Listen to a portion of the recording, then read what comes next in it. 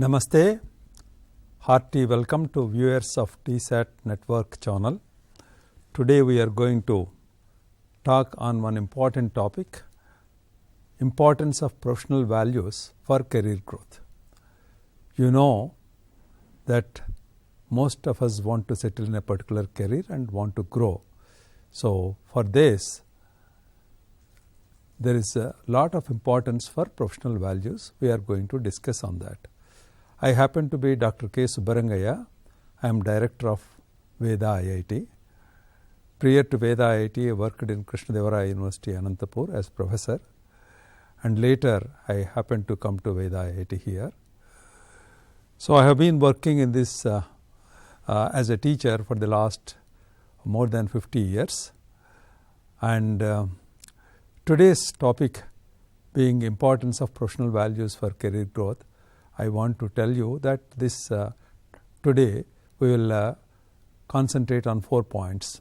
One is Veda IIT accomplishments and student success stories.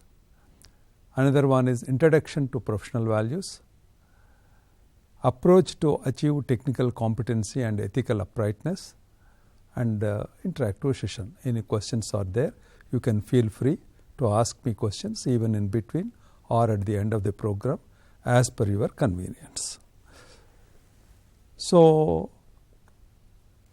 let me talk about Veda IIT, which has been serving the cause of VLSI education for the last 2.5 or 27 years. So Veda IIT is an acronym for VLSI Engineering Design Automation Institute of Information Technology. We offer PG, UG final year, finishing school, corporate programs in industry environment. It is not for profit institute, and Dasarath Gude happens to be the founder chairman of this organization. So our vision is to provide education and professional skills and to develop students with values and character, and to be a resource center for professionals of global quality, and to be an incubation and human resource partner for startup companies, and to evolve as an institute of eminence, imparting experimental or experiential learning with industry collaboration. These are our main points, vision. This is our vision. So to achieve our vision, we offer industry-oriented, experienced education with university and industry participation, leading to degree or diploma or certification and employment in fields like VLSI engineering, embedded system design, and artificial intelligence. So you know that today the education, if you see any university or college or from times immemorial, what is happening is the education that is happening in the college or university is independent of the job that you are going to get. Nowadays there is some relevance that is being brought out, but very often they are disconnected. Hence students find a lot of problem to secure a good job in the industry. See, most of the times what happens in university education today is it has become read, remember, reproduce. Many a times you read the content, remember, and you try to reproduce it in the examination. But what industry needs is more than that. They look for your experiential learning. There is one important poem. What it says is Pataka Patakascheva Ye Chanye Sastrachintaka Ye Sarve Vyasanine Modaya Kriyavan Sapandita అని. అంటే ఏమిటి? పాఠక అంటే చదువుకునేటువంటి వాళ్ళు, పాఠకశ్చైవ చదువు చెప్పేవాళ్ళు, శాస్త్రచింతక అంటే discussions, debates, seminars, symposiums వీటిల్లో మాట్లాడేవాళ్ళు, ఏచాన్య వీరు ఇతరులు, సర్వే వీరందరూ కూడా వ్యసనినే అంటే విద్యా విషయంలో మూఢాయ మూర్ఖులు. ఇది చాలా పెద్ద స్టేట్మెంట్. అంటే చదువుకునేవాళ్ళు, చదువు చెప్పేవాళ్ళు, మరి శాస్త్రచింతన చేసేవాళ్ళు వీళ్ళందరూ కూడా విద్యా వ్యసనంలో మూర్ఖులు అని ఈ పద్యం చెప్తుంది. మరి ఏమిటి? క్రియావాన్ స పండిత. ఎవరు నిజమైన పండితులు అంటే ఎవరు ఎక్స్పీరియన్షియల్గా నాలెడ్జ్ని పొందారో. క్రియావాన్ అంటే క్రియాత్మకంగా, అనుష్ఠానపూర్వకంగా, ఎక్స్పీరియన్షియల్గా నాలెడ్జ్ ఎవరైతే పొందుతున్నారో వాళ్ళే నిజమైన పండితులు అని. ఇప్పుడు మనకున్నటువంటి ఎడ్యుకేషన్ ఏమైపోయిందంటే ఎక్కువగా class room oriented education. Labs ఉన్నాయి కానీ number of labs are less. Even if you take even in engineering, what is happening is out of 6 days that they study, every day 6 hours, 36 to 40 hours they are studying, out of which hardly 4 hours are lab hours, or 2 or 3 hours maybe more, depending on whether it is the type of autonomous college, and their syllabus. So what is happening because of that? An engineer is supposed to practically work hands-on. Say for example, in the case of a doctor, we think of a teaching hospital. Why? Unless the college, medical college is associated with a hospital, the students will not get real learning. They learn most of the things when they go and treat the patients, especially when they are house surgeons, or when they are in 3rd year they visit the hospitals. Say when I talk to them often, they say that most of our learning is happening only during this period. It doesn't mean that they don't study in the other period, but whatever they have studied during the other years, that gets reflected, or they get a real experience when they talk to the patients, treat them and all that. But unfortunately what is happening in engineering is the colleges and industries are in 2 ivory towers. Everybody thinks that they are doing excellent job, but industry always complains that they don't get manpower, resources who are job ready. And at the same time, the universities feel that they have been teaching well, and there is not much that they have to interact with industry. So what we thought was, in this Veda ecosystem, it is a campus where both university, it is associated with university on one hand, a group of consortium companies like Socktronics, at AI, Ventana, and earlier we used to have Invecas also, one of the companies. Like that there were many companies associated with Veda IIT since beginning. And so these companies, this is Veda IIT is functioning in the company environment. So company and Veda IIT work together.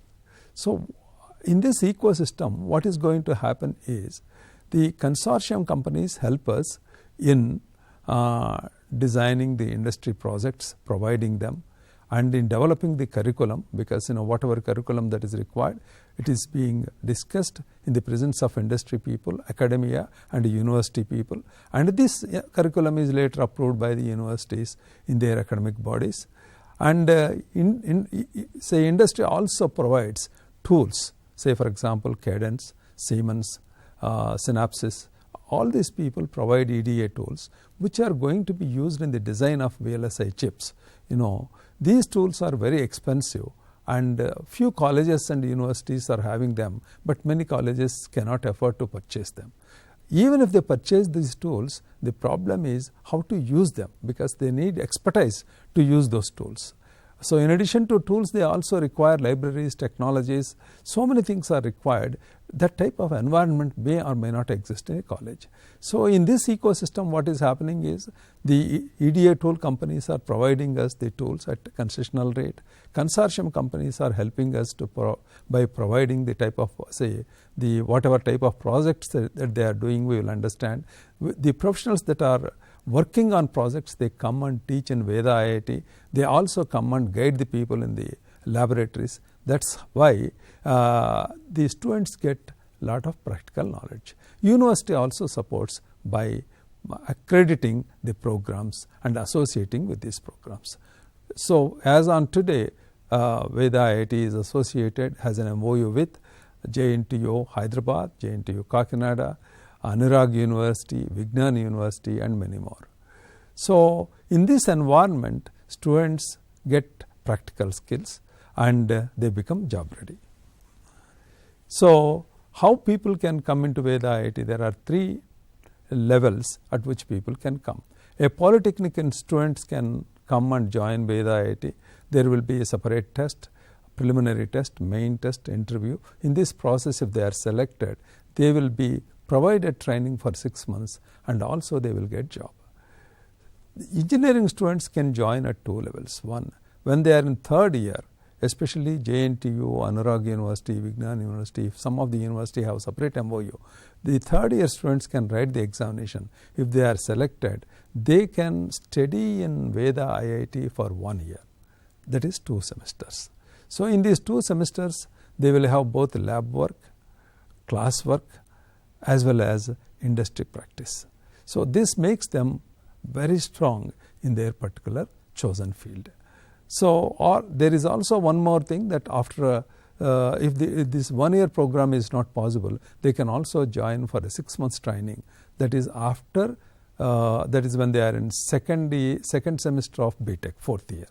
So, in BTech 4th year, 2nd semester, they have many colleges give option for them to go and work in industry as an interns. So, during that period also they can come and study if they are selected for Veda IIT.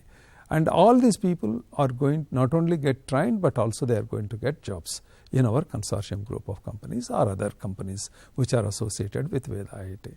So, there is 3rd program, even if they don't get opportunity to join immediately after 3rd year or in the 2nd semester of 4th year, there is one more option, that is after completing BTech, after coming out of college also they can write the examinations, and if they are selected they can join. In all these programs, we are not charging students anything. They have to give a commitment to the selected company to work for a few years. That is the important thing that they are doing. So in this way we have been helping the VLSI community or people who want to become VLSI professionals to join Veda IIT, get trained and become job ready.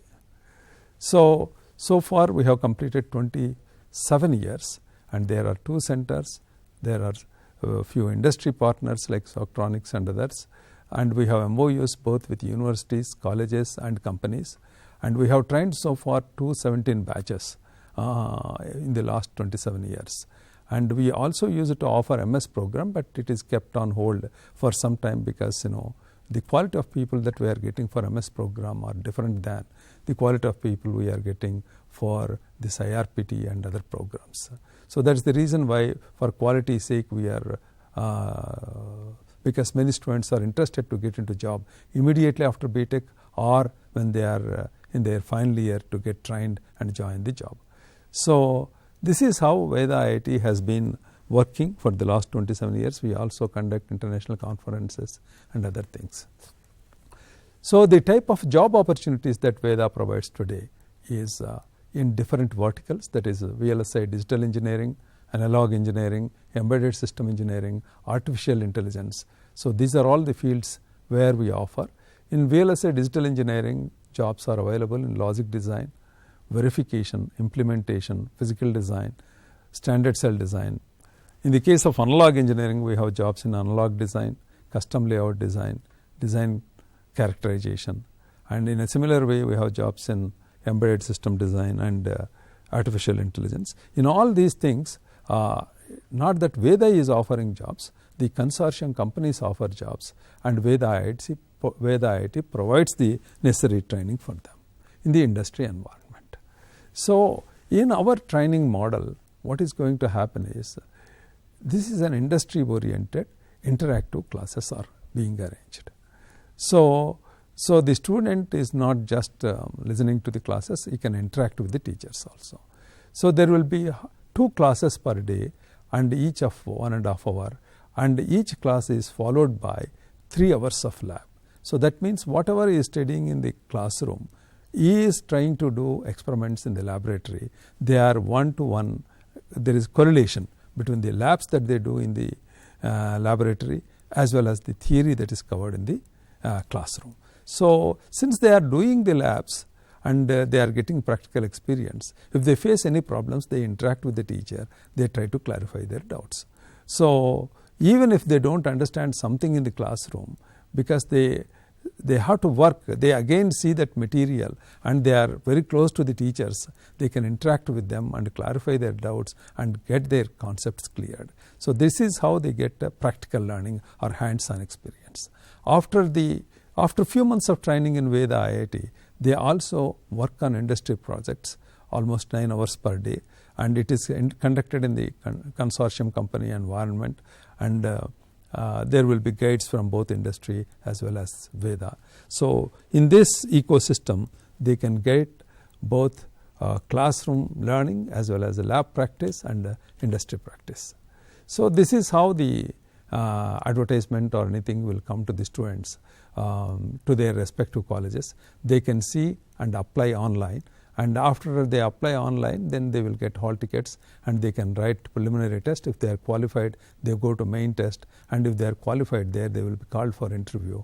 And in the interview process, if they are selected, it is almost several rounds of interviews are going to be there. In all rounds, we will try to see the learning capability of the students. If they are found good, we will select them.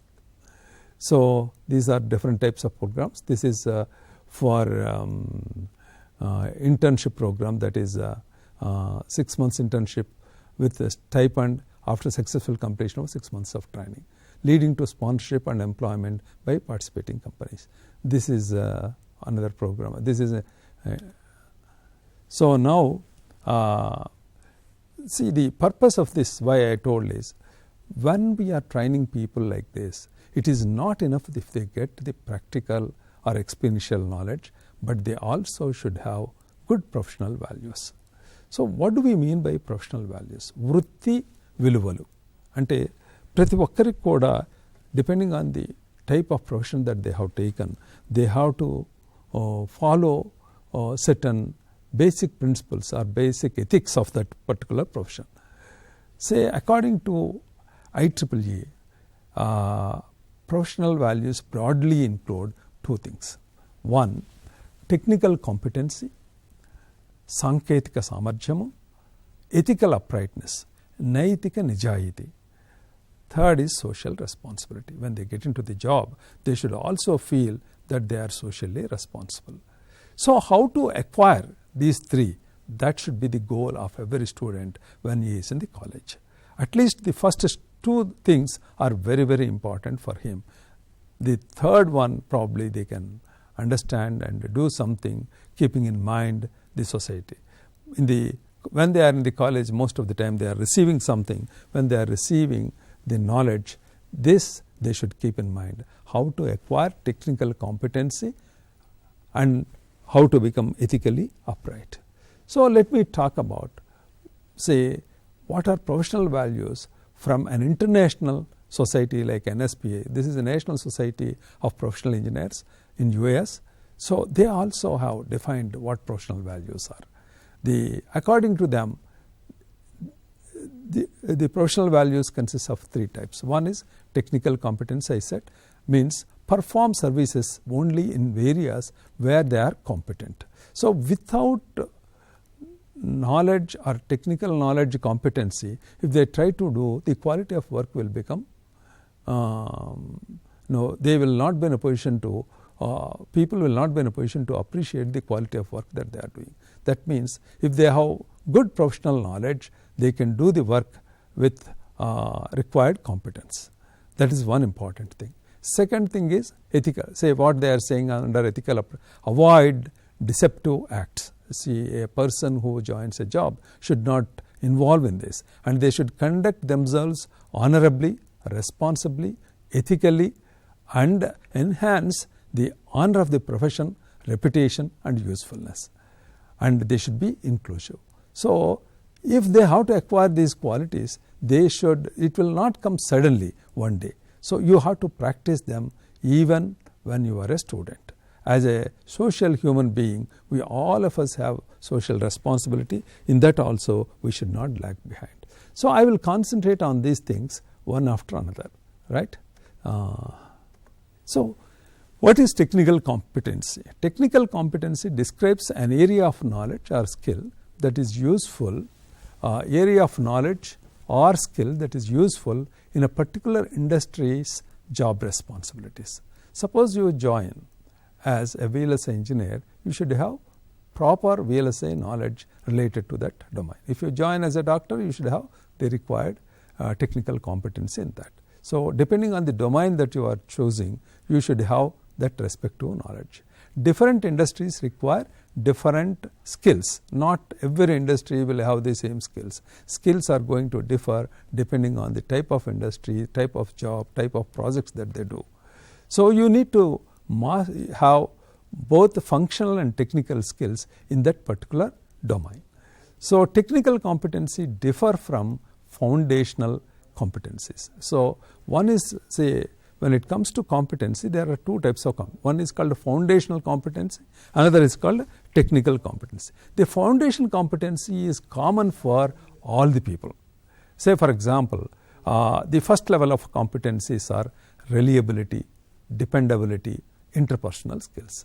So, this is required for whatever job, whichever job that you are joining. So, unless you possess, unless nika viswasaniyata kachitatvam ante how many times you do things, results will be the same. That is called reliability. Dependability is just viswasaniyata, means this person is dependable. So, whatever work that is given to him, he will definitely do it. Interpersonal skills, because you also need certain skills, self skills to do certain tasks. Say for example, you need computer skills, writing skills, listening skills, speaking skills. All these things are required. They are called soft skills as well as some skills related to the technical aspects. The third one is, the third level covers a little higher one, that is called problem solving skills as well as teamwork. So, these are also common to many professions. So, in all professions you have to solve, understand the problems, debug the problems, try to find solutions for those problems, and you have to work with many people. You are not working alone, but you are going to work with a team. Because when you are working with a team, you have to maintain good relationship with those people. If somebody is lagging, you should be in a position to extend help and support for him and carry out that work. If that type of team building attitude is not there, you cannot perform well in a company, in a common environment. So, competency requires, that is technical, before you possess, or while technical competency is very, very important, these basic competencies also are equally important. Say for example, let us say in engineering profession, say you have so many branches, circuit branches, mechanical engineering, civil engineering, chemical. So, each branch will have its own set of subjects and practical knowledge that you have to gain. Say for example, if you take circuit branches, again it will consist of electronics, computer science, electrical, like that. So, if you come to electronics, it will have hardware, communication, etc. Say suppose you take computer science will have computer architecture, software, etc. So, again if you go to electronics hardware, you will have to learn things either at system level or board level or semiconductor level. So, depending on what type of job that you have taken, for example, in semiconductor level, people say that is you can work at chip design level or fab level or packaging level or embedded system design. Like that in software also there are so many jobs, AML, data analyst, social media marketing, so like that video editor, cloud architect, graphic analyzer or designer, cyber security, like that there are different types of programs. So, say for example, if you take one VLSI domain itself, in the VLSI domain, if you see the chip design flow, say it will start with specification and then goes to architectural design, and after, if somebody wants to design a chip, today's electronics market is around 1.5 trillion and is expected to grow to 2 trillion by 2030. So, in that industry, in every walk of life you will find today chips, integrated circuits in all type of verticals like automobiles, health, or any type of application if you see, communication. So there is hardly any field where electronic components are not being used. So in these electronic components, integrated circuit is very, very important. So if you want to design this integrated circuit, you start with specification, system specification. So if you once understand the system specification, you have to go for architectural design, how to design a chip with those specifications, and then functional design, logic design.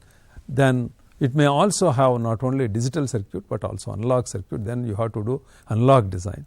So after making this front end design, that is logic design or analog design, all these things will come under front end in VLSI, and this circuit will be synthesized, and netlist will come, and some testability components are going to be introduced, and after that you will have physical design. Say after physical design is done, it will go to fabrication, and then it will go for testing, assembling, marking, packaging, etc.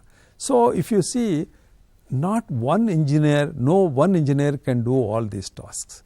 At every stage there are several engineers. So if you see actually the type of jobs, now you can see a person who is good in system specification will become an expert in marketing. Say it will come from people from marketing and technical teams. They provide system specification. So they need a different type of skills. Say architectural engineer is responsible for designing the total architecture of the chip. Say functional design engineer, so they need to have knowledge on system design, verification, etc. So they need to understand logic design, verification, implementation. So you see, at every stage you will find one or two levels or two types of engineers. Say for example, in logic design you are having logic design engineer, logic verification engineer, implementation engineer, like that multiple engineers are going to be there. So that means technical competency doesn't mean that you have to have the whole knowledge. You have to have some idea on the whole subject, but in this subject, in that particular area where you are going to work, you should have very good knowledge. Say, what is happening in our education system? It was designed for industrial era. So created standardized workers for predictable career paths. So rigid schedules, rote memorization, conformity were key factors in that education system. The jobs they are preparing may or may not exist. So what you study in the college, for that subject, whether you do the job in the same subject or some other subject, you do not know. So that is what is happening. So in today's fast changing world, this model simply doesn't work. If we don't overhaul this model, probably we may have to face some problems in future.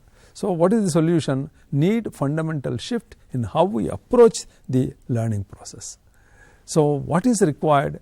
The learning process should have certain components. It needs to change. It should have adaptability, lifelong learning approach. It should promote critical thinking and problem solving skills. It should also provide creativity and innovation. The creative component of the learner should be nurtured and supported, and it should also help people how to work in a team collaboratively, and digital literacy is very much required. And also it should focus on personalized learning, project based learning, lifelong learning ecosystem is also important. So if the project based learning is not there, they will become mostly theoretical study it becomes. So in addition to lab based learning, we should also provide project based learning opportunity for students. So make learning practical, relevant and hands on. So lifelong learning ecosystem. Learning does not stop after graduation. People should continue to learn throughout their life. Then only they will succeed. So if a learner has to be successful, what is it required? Today the most essential qualities ఒక విద్యార్థికి ఉండవలసిన ముఖ్యమైన లక్షణాలు ఏమిటంటే passion. You see, if there is a passion, and passion, what is a passion? Passion is an ardent desire or strong feeling of enthusiasm or excitement to learn something. Say, for example, you see today, you are interested in cricket. Nobody need to tell you. You will go to the playground and play because you have such a passion to play the cricket. So in a similar way, if you have passion for learning, so nobody need to tell you. You automatically get interest and you will learn something. If you see the State Council Education, State Council of Higher Education motto, the motto is Jignasa Karyavahika ani. Passion in Telugu is called Jignasa. So the passion drives you to action. So each one of you should identify where to become technically competent. You should join that domain where you have passion, where strong desire is there. So into that domain, suppose you join, naturally you gain lot of knowledge, you will become competent. So this is one first requirement. Every student should have that passion. Second one is focus. So what people require is, if you take a class of 40 or 50, though the same teacher is teaching, different people grasp at grasping levels are different. Mainly it is because their focus and concentration levels are different. So what is focus? Focus is out of so many things that are there before you, what is the priority that you are giving on one particular thing and focus on that particular. Out of many things, on what topic or what subject, what exactly you are focusing. That should be clear. And you should not distract from that. And concentration means ekagrata. Yemitadi? Focus is spatial. Concentration is time. Means with reference to time. Once you start studying that, so your concentration should not deviate from time to time. Means your present moment, next moment and current moment should concentrate on only one thing, on the subjects that you want to study. So unless you have this type of focus and concentration, see, learning will not be that great. For example, you know the story in Mahabharata. Dronacharya conducts one test for all his students. So he asks them to shoot a bird on the tree. So everybody is coming and trying to shoot that bird. So somebody sees the tree, trunk, branch, leaves, etc. But only in the case of Arjuna, he says that what you are seeing, he says that I am seeing the eye of the bird. That means he has focus. And that focus is not getting distracted with time. So such people will learn practically what ఆ విలు విద్యను నేర్చుకోవటంలో ఆ focus, ఆ concentration అర్జునుడికి ఉన్నంతగా మిగిలిన వాళ్ళకి లేదు. So అది that was very clear in that particular test. So that applies not only to Arjuna, to every one of us in our day to day life. Unless we develop that focus and concentration on the subjects that we are studying, we can't learn much because most of our time will be lost in distractions. So in addition to this passion, focus and concentration, you also need to be practice, sadhana. Sadhana అనేది చాలా ముఖ్యమైన విషయం. So ఏమైనా questions ఇప్పుడు నేను ఈ చెప్పేటప్పుడు మీరు క్వశ్చన్స్ ఏమన్నా ఉన్నట్లయితే మధ్యలో అడగొచ్చు. కింద కాల్ చేయబడినటువంటి నెంబర్కి ఫోన్ చేయండి. చేసినట్లయితే ఆ కాల్ కనెక్ట్ అవుతుంది. నేను కంటిన్యూస్గా మాట్లాడకుండా ఇది ఇంటరాక్టివ్ సెషన్ అవుతుంది. ఇంటరాక్టివ్ సెషన్ అయితే మనం చెప్పే విషయాలు, మీరు గ్రహించే విషయాలు కూడా బాగుంటుంది. Otherwise it becomes very passive learning, which I'm going to talk about. So if you want interactive session, so you should participate by making calls. So right. So in addition to this Jignasa, focus, కాన్సన్ట్రేషన్తో పాటు సాధన కూడా ఉండాలి. Practice makes a man perfect. So practice gives you this experiential knowledge. So తెలుగులో ఒక సామెత ఉంటుంది జనరల్గా, అభ్యాసం కోస విద్య, అభ్యాసానుసారిణి విద్య అంటారు. అభ్యాసం ఎవరు ఎక్కువ చేస్తూ ఉంటారో వాళ్ళకే విద్య బాగా వస్తుంది. సో ఈ అభ్యాసం అనేది మనం మర్చిపోకుండా ఈ చదువులో మనం రెగ్యులర్గా పాటించవలసినటువంటిది. తర్వాత ఏమిటంటే ఈ లెర్నింగ్ అనేది మెయిన్గా 2 types. ఒకటి ఏంటంటే ప్యాసివ్ లెర్నింగ్, రెండవదేమో యాక్టివ్ లెర్నింగ్. ఇప్పుడు మనము ఏంటి ప్యాసివ్ లెర్నింగ్కి యాక్టివ్ లెర్నింగ్కి ఉన్న తేడాలను మనం గమనిస్తాం. ప్యాసివ్ లెర్నింగ్ అనేది it requires learners to absorb, assimilate, consider and translate information. అలా చేస్తుంది. అంటే ఇప్పుడు నేను చెప్పిన విషయాలన్నీ మీరు అబ్జర్వ్ చేసుకొని జీర్ణం చేసుకొని దాన్ని మీ భాషలో మీరు అర్థమయ్యేలా పెట్టుకుంటారు. ఈ passive learning encourages active listening. అంటే ఇక్కడ మీరు చాలా ఫోకస్డ్గా కాన్సన్ట్రేటెడ్గా వింటేనే మీరు గ్రహించగలుగుతారు. You have to pay the attention to every word that I'm uttering, then only you will learn. So that is the significance of passive learning. But in the case of active learning, so it expects learner to critically think, discuss, challenge and analyze information. అంటే నేను చెప్పిన విషయాలను వినటమే కాకుండా జాగ్రత్తగా, అంటే passive లెర్నింగ్లో చేసినటువంటివన్నీ చేస్తూ ఇంకా ఏం చేయాలి, క్రిటికల్గా ఆలోచించాలి. ఈ మాట చెప్పారు, ఈ మాట యొక్క అర్థం ఏంటి, ఇది ఈయన రెలవెంట్గా చెప్తున్నారా ఇర్రెలవెంట్గా చెప్తున్నారా, అంటే ఇంకా ఏ విషయాలు నేను ఈ పాయింట్ దగ్గర నేర్చుకోవాలి, ఆ విధమైన క్రిటికల్ థింకింగ్ ఉండాలి. తర్వాత ఆ క్వశ్చన్ చేసిన తర్వాత మిగిలిన ఫ్రెండ్స్తో వాళ్ళతో కూడా డిస్కస్ చేసుకోవటం, మీ పాయింట్ రైట్ అయితే మీరు రైట్ అని గట్టిగా దృఢమైన ఆత్మవిశ్వాసంతో ఆ విషయాలు చెప్పటం, తప్పు ఉంటే ఒప్పుకోవటం, అది అనలైజ్ చేసుకోవటం, ఇవన్నీ కూడా యాక్టివ్ లెర్నింగ్లో భాగాలు. Active learning encourages conversation and a debate, but not argument. Please remember that. Many people try to enter into argument. Argument is different, conversation is different, discussion is different, debate is different. So in debate what happens is you try to project your points and other person try to project other person's point. In discussion you logically think which is right, which is wrong, which has to be changed. So you will not have personal bias in that. So you are open for learning, open for discussion.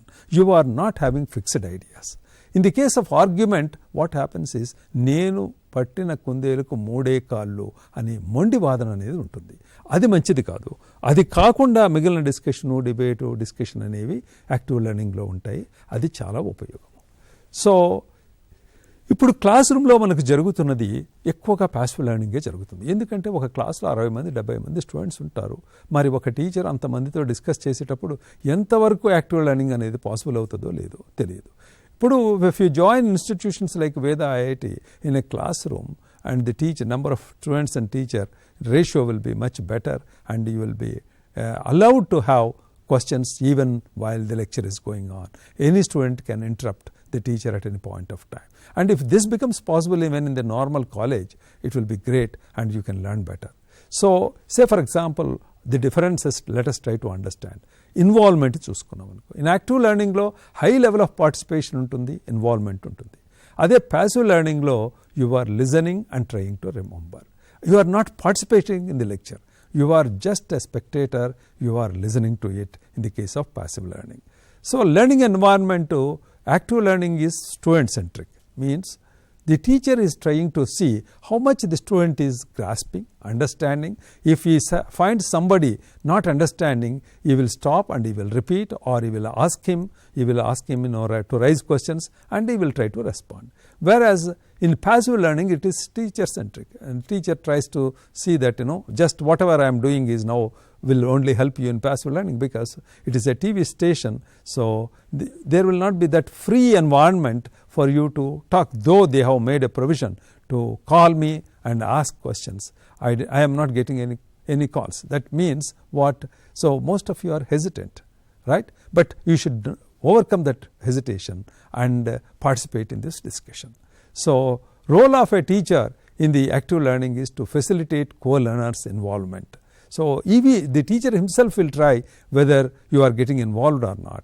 In passive learning, teacher is a master of the class, subject matter. He goes on speaking and then finally he expects that you should understand and you should respond to those things for the questions that he gives in the examination. Role of students in active learning is to question, to discriminate, and be critical of information that they are receiving. So in the case of passive learning, they receive information without questioning. So that is what is going to happen. So the type of thinking is going to be divergent in the active learning. That means పరిపరి విధాలుగా మీరు ఆలోచిస్తారు, ఒక విషయాన్ని ఎన్ని విధాలుగానో ఆలోచించి అర్థం చేసుకోవడానికి ప్రయత్నిస్తారు. దాన్నే డైవర్జెంట్ థింకింగ్ అంటాము. So involves more creativity. Whereas in the case of passive learning, you try to understand whatever the teacher is telling in the way that he taught. And you will not try to question him or try to say, no, can it be different? That type of thing may not, is possible, but many people do not. This is a convergent thinking. One well-defined solution is there. The teacher discusses that and that you follow. In the case of active learning, each student may try to solve the problem in his own way. Say how learning is achieved actually. In the case of active learning, by synthesis of information, build knowledge organically from basics you already know. That means you will try to understand something that the teacher is discussing from what you know already. For example, he is teaching multiplication. So you know that multiplication is successive addition. When he says 2 into 2 is 4, you add 2 plus 2 and it is 4, and then 2 into 2 is also 4. So you are trying to synthesize and think it in multiple ways and see that that information is right. Build knowledge organically, means from what you know already, you try to understand this. But in the case of passive learning, you just internalize that information. When somebody says that 2 into 2 is 4, you try to by heart it, remember it, and reproduce it whenever it is being asked. Sometimes that is okay, but understanding how 2 into 2 is 4 is also very, very important. So I have given a very, very simple example so that you will understand that clearly. So what are the advantages of active learning? Frequent feedback stimulates the working environment or learning environment. Attention and participation and discussion is bound to be there. So it develops critical thinking. Whereas passive learning allows more information to be presented. So in a given time, whatever he wants to present, he can go on talking and finally he can say that my syllabus is over. Gives the teacher more control over the learning environment. Organized material presentation is done. So what are the disadvantages?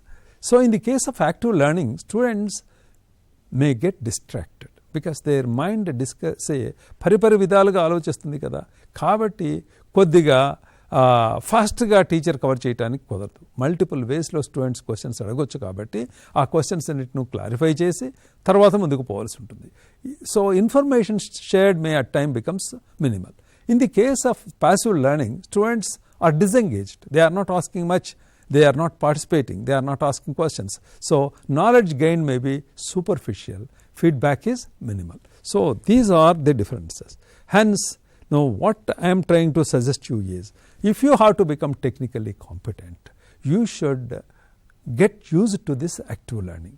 Your teacher should encourage, and you also should participate actively by accepting the facilities given by the teachers, because some teachers are very good in encouraging students to participate in actively. So that type of education is very, very important.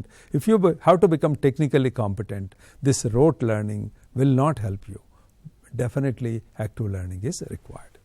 So that's why people say, in Telugu there is one poem, వినదగునెవ్వరు చెప్పిన వినినంతనే వేగపడక వివరింపదగున్. That is what you do in active learning.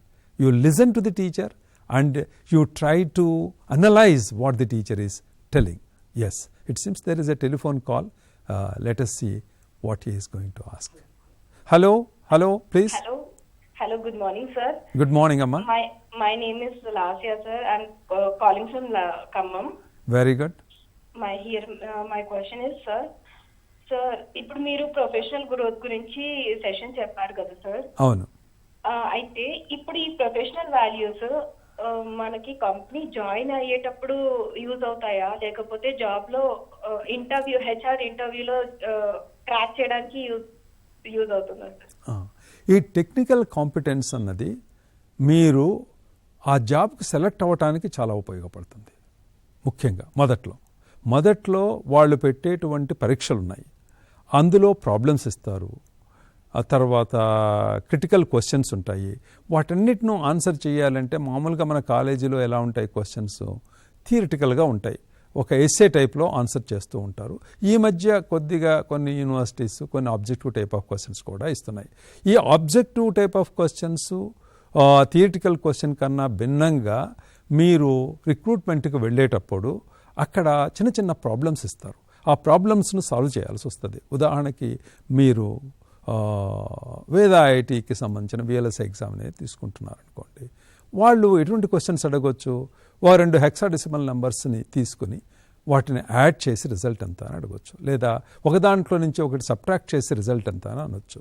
మీరేం చేసి ఉంటారు? Binary నెంబర్స్లో చేసి ఉంటారు, లేదా మామూలుగా decimal నెంబర్స్కి చేస్తారు.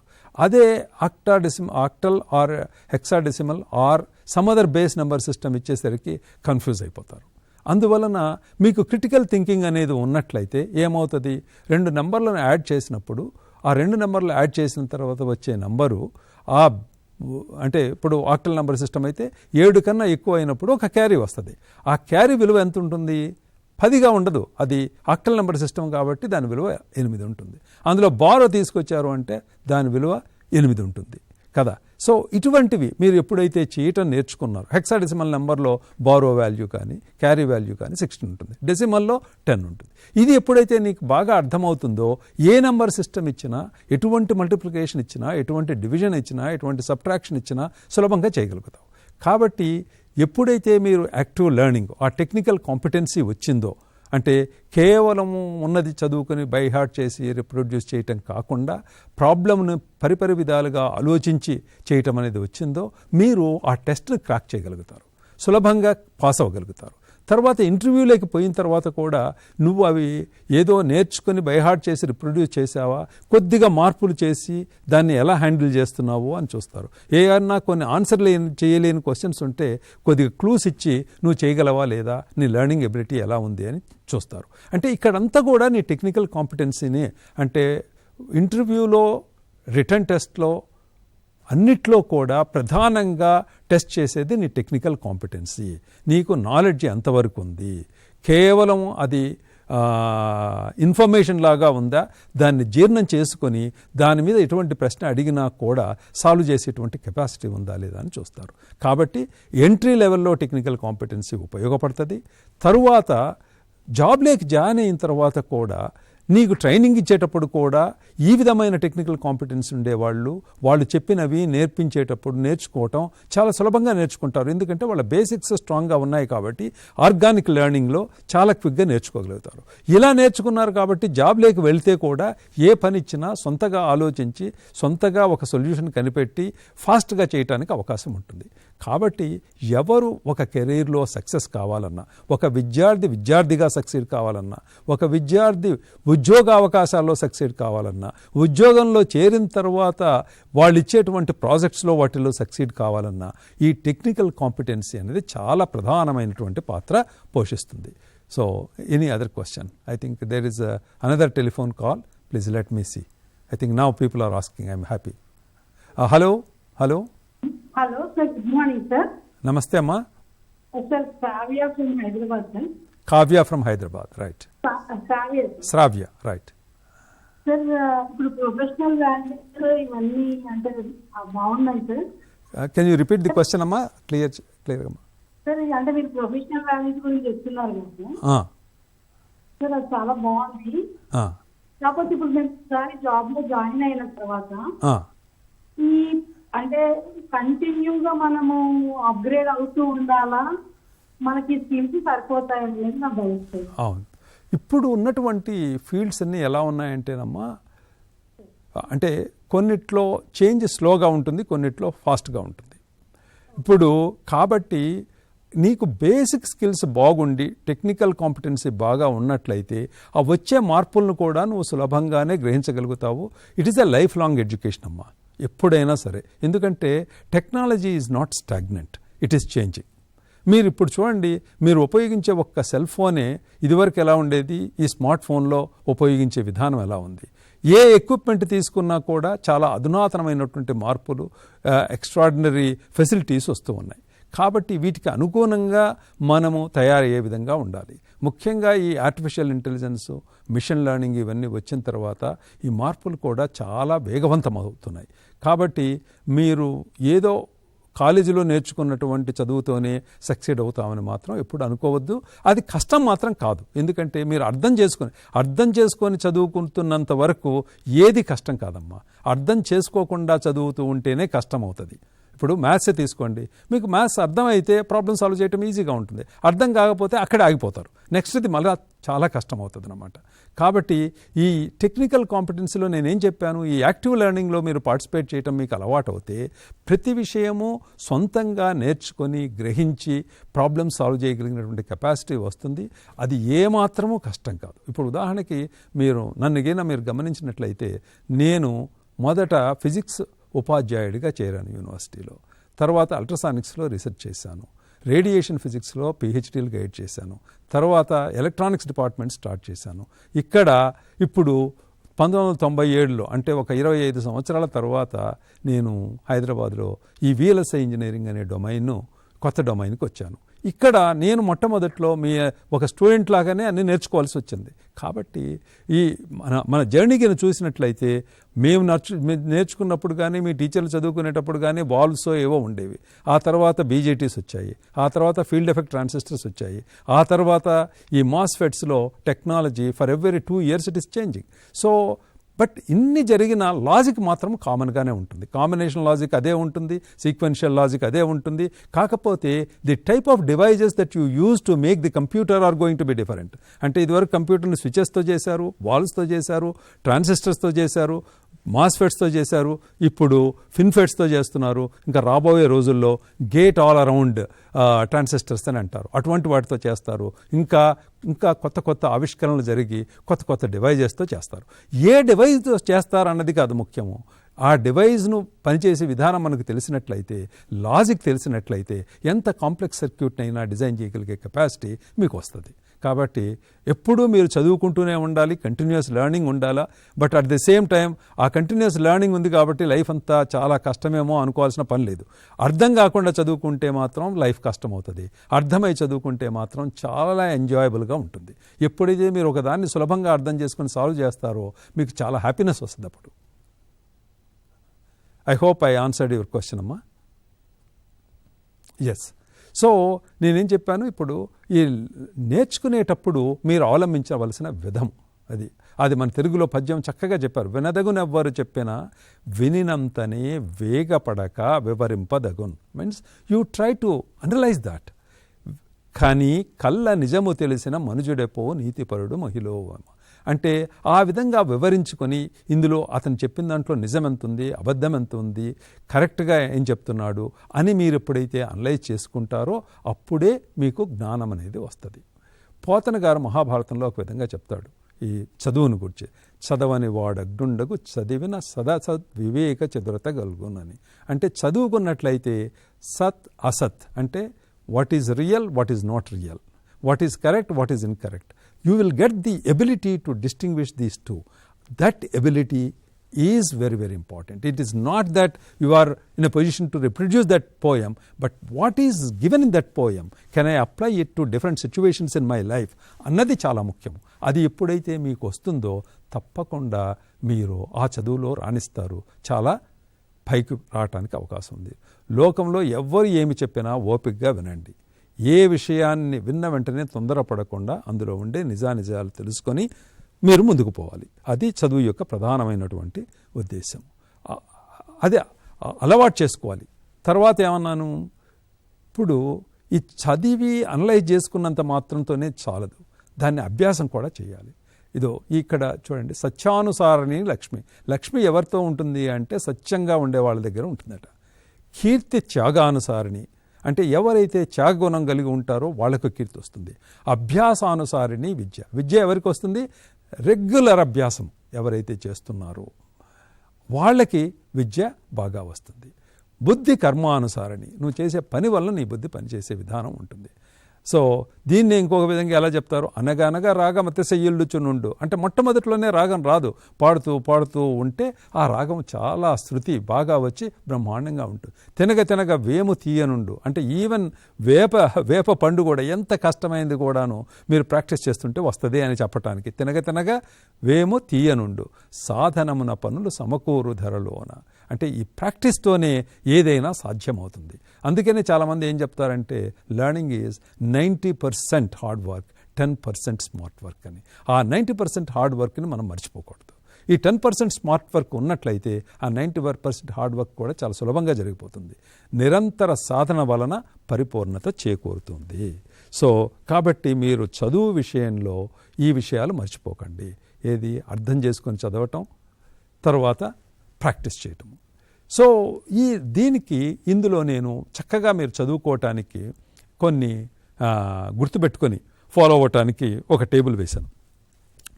ఇప్పుడు చదువుకునేటప్పుడు లెర్నింగ్ మెథడ్స్లో ఫస్ట్ది ఏమంటున్నానంటే PTLQ R4R అంటున్నాను. అంటే ఏంటిది, ఇప్పుడు మీరు ఒక సబ్జెక్ట్ చదువుకోవాలనుకుంటున్నారు, మీ టీచర్ ఆ పాఠం చెప్పాలంటున్నాడు. సో ఏ పాఠం చెప్పబోతున్నాడో ఆ చెప్పే పాఠాన్ని మీరు సారు చెప్పేదానికి ముందే, మీ టీచర్ క్లాస్లో చెప్పేదానికి ముందే ఒక్కసారి ప్రివ్యూ చేయండి. ఏమేం చెప్పబోతున్నాడు, ఇందులో నాకు తెలిసిన విషయాలేంటి, తెలియని విషయాలేంటి, ఏ విషయాలు నేను శ్రద్ధగా అంటే అది చూసి ప్రివ్యూ చేసి థింక్ చేయాలి, ఆలోచించాలి. ఆలోచించి ఎలా ఆలోచిస్తావు, నాకేమొచ్చు ఏమి రాదు, ఏ విషయాలు నేను క్లాస్లో శ్రద్ధగా వినాలి అని ఆలోచించుకొని అవి క్వశ్చన్స్ లాగా రాసుకొని మనసులో పెట్టుకొని పోయినట్లయితే లిజన్ అంటే when the teacher is teaching, so first you start with preview, start thinking and analyzing what is going to teach and what you know and what you do not know. Next you listen to the lecture. After listening to the lecture, so now you see whether your doubts got clarified. If your doubts are not clarified, then you are ready with the questions and to take clarification. So ఇప్పుడు నీకు question సులభంగా వస్తుంది, ఎందుకంటే నువ్వు ముందే prepare అయ్యి క్లాస్కి వెళ్ళావు. మీ అయ్యవారు మాత్రమే ప్రిపేర్ అయ్యి రావటం లేదు, నువ్వు కూడా క్లాస్కి ప్రిపేర్ అయిపోతున్నావు. నీకేమొచ్చో నీకు తెలుసు, ఏం రాదో తెలియదు నీకు తెలుసు.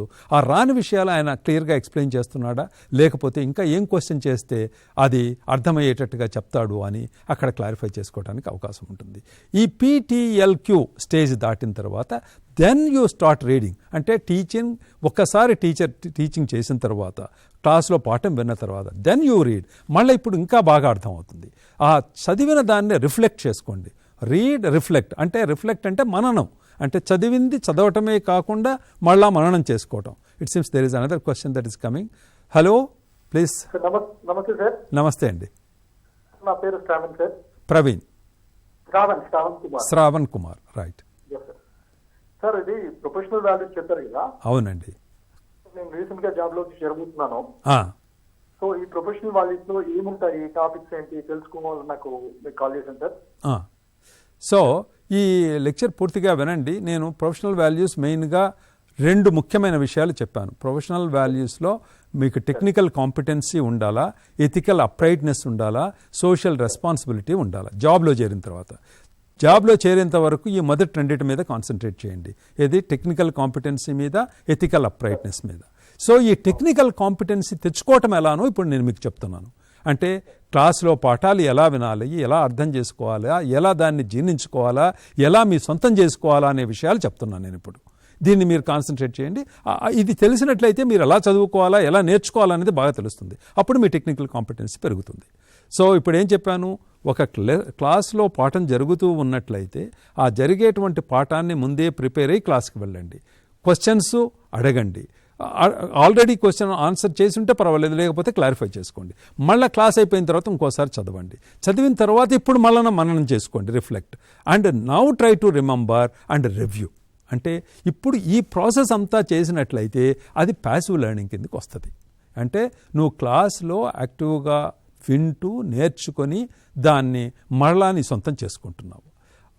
ఆ విధంగా నేర్చుకున్న దాన్ని మళ్ళా నువ్వు అనలైజ్, ADDVVP అన్నాను, ADDC అన్నాను. అంటే ఏంటిది, అనలైజ్ చేయాలా, నీ ఫ్రెండ్స్తో డిస్కస్ చేయాలా, అవసరమైతే నీ పాయింట్స్ నువ్వు చెప్పి వాళ్ళ పాయింట్స్ కూడా విని వాటిని డిబేట్ చేయాలా, నువ్వు రైట్ అయ్యి వాళ్ళు రాంగ్ అయినా వాళ్ళు రైట్ అయినా ఛాలెంజ్ చేసి దాని సొల్యూషను ఏది రైటో ఏది రాంగో తెలుసుకోవాలా. ఇది కూడా చేసినట్లయితే మీరు యాక్టివ్ లెర్నింగ్లో ఉన్నట్టు. అంటే మొదటి 8 మాత్రమే ఉంటే ప్యాసివ్ లెర్నింగ్లో ఉన్నారు, తర్వాత 4 కూడా మీరు అలవాటు చేసుకున్నట్లయితే మీరు యాక్టివ్ లెర్నింగ్లోకి వచ్చినట్టు. ఈ 2 ఉన్నంత మాత్రంతోనే మీకు నాలెడ్జ్ రాదు. ఇంకేం చేయాలా, వాళ్ళు ఇచ్చేటువంటి అసైన్మెంట్స్ని సాల్వ్ చేయాలా, ఇచ్చేటువంటి ఎక్స్పెరిమెంట్స్ను హ్యాండిల్ చేయాలా, ప్రాక్టికల్గా చేయాలా. ఈ ప్రాక్టికల్గా ప్రాబ్లమ్స్ సాల్వ్ చేస్తూ అసైన్మెంట్స్ని సాల్వ్ చేస్తూ ఎక్స్పెరిమెంట్ చేస్తూ ఉన్నట్లయితే మీకు అర్థమవుద్ది. అర్థం కాకపోతే అక్కడ అడిగి నేర్చుకునే అవకాశం ఉంది. ఆ విధంగా రావటం వల్ల మీకు ఎక్స్పీరియన్షియల్ నాలెడ్జ్ వస్తుంది. ఇంతవరకు మీకు వచ్చింది థియరిటికల్ నాలెడ్జి. ప్రాబ్లమ్ సాల్వ్ చేయటం వలన, ఎక్స్పెరిమెంట్ చేయటం వలన మీకు వచ్చేటువంటి జ్ఞానాన్ని ఎక్స్పీరియన్షియల్ నాలెడ్జి, అనుష్ఠానపూర్వకంగా అభ్యాసపూర్వకంగా వచ్చేటువంటి నాలెడ్జ్ ప్రాక్టీస్ చేస్తున్నారు. అండ్ ఇవి 4 కాకుండా ఏదైతే మీరు నేర్చుకున్నారో దాన్ని మిగిలిన వాళ్ళకి చెప్పండి, టీచ్ చేయండి, సెమినార్ ఇవ్వండి. అప్పుడు ఏమవుతుందంటే వాళ్ళు ఏమేమి క్వశ్చన్స్ అడుగుతారో అన్న ఉద్దేశంతో ఇంకా డీప్గా చదువుకుంటారు మీరు. అంటే దీన్నే ఏమంటారంటే స్వాధ్యయన ప్రవచనాభ్యాన్న ప్రమద అంటారు. తర్వాత చెప్తాను నేను మీకు. అధ్యయనం చేయటంతో పాటు అధ్యయనం చేసింది నలుగురికి కూడా నేర్పించినట్లయితే దాని మీద మీకు బాగా పట్టుంటుంది. ఇవి చేసినట్లయితే సాల్వింగ్, ఎక్స్పెరిమెంటింగ్, ఇది చేసినట్లయితే దీన్ని ఎక్స్పీరియన్షియల్ ఆర్ పార్టిసిపేటివ్ లెర్నింగ్ అని అంటారు.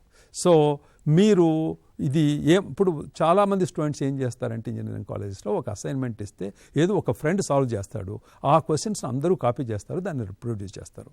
అదే నేను అందుకని దాన్ని ఏం చెప్తానంటే, మీరు ఒక హాస్పిటల్కి వెళ్ళినప్పుడు మీ రక్తాన్ని ఇస్తారా లేకపోతే మీ ఫ్రెండ్ రక్తాన్ని ఇస్తారా?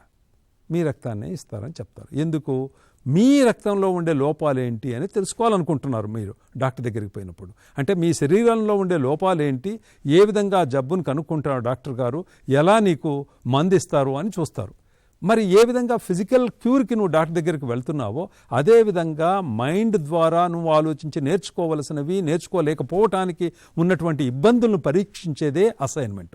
ఆ అసైన్మెంట్ ఇచ్చినప్పుడు నీకై నువ్వు సొంతంగా సాల్వ్ చేసినట్లయితే అందులో కొన్ని మిస్టేక్స్ ఏమైనా జరిగినట్లయితే దాన్ని గురించి టీచర్ అనలైజ్ చేస్తాడు.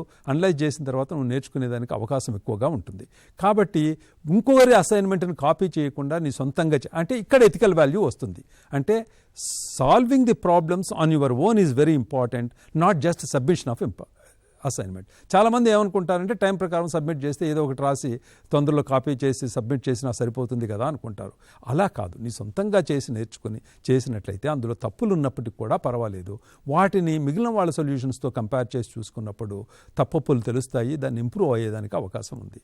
సో ఇది మనం తప్పనిసరిగా అలవాటు చేసుకో. సాల్వ్, ఎక్స్పెరిమెంట్, ఎక్స్పీరియన్స్ అనేది చాలా ఇంపార్టెంట్. సో ఇది ఇంతవరకు నీకు గీన వచ్చినట్లయితే ఎక్స్పీరియన్షియల్ లెర్నింగ్ అంటారు. ఇంకా ఇక్కడ ప్రొఫెషనల్ లెర్నింగ్ చెప్తున్నాను నేను. ఏమిటిది? ప్రొఫెషనల్ లెర్నింగ్ దగ్గరికి వచ్చేసరికి ఏ కాన్సెప్ట్స్ అయితే నీకు వచ్చినాయో, ఏ ఎక్స్పెరిమెంట్స్ అయితే నువ్వు చేసావో వాటి ద్వారా అంటే అనువర్తనం చేయాలి. అంటే ప్రాక్టికల్ ప్రాబ్లమ్స్ని సాల్వ్ చేయగలగాలి. అంటే you should apply those concepts to solve some real problems in life. అంటే apply, design, develop, verify, validate, ప్రొడక్టైజ్.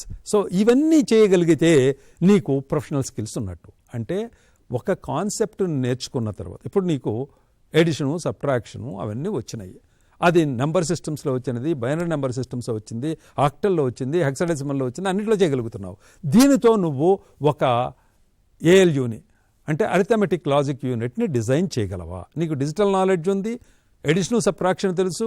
ఈ కాన్సెప్ట్స్ను ఉపయోగించి ఒక అరిథమెటిక్ లాజిక్ యూనిట్ను, ఒక యాడర్ను ఉపయోగించి మల్టిప్లయర్గా చేయటము, ఇవన్నీ చేయగలవా? అవి డిజైన్ చేసినట్టయితే ఆ వచ్చినటువంటి దాన్ని మళ్ళీ సిమ్యులేట్ చేసి సరిగా ఉందా లేదా అని చూసుకొని దాన్ని డెవలప్ చేసి దాన్ని సింథసైజ్ చేసి ఒక సర్క్యూట్ లాగా, చిప్ లాగా తెచ్చుకొని దాన్ని మళ్ళీ వెరిఫై చేసి, వ్యాలిడేట్ చేసి, వెరిఫై అంటే కోడ్ లెవెల్లో దాన్ని వెరిఫై చేయటము.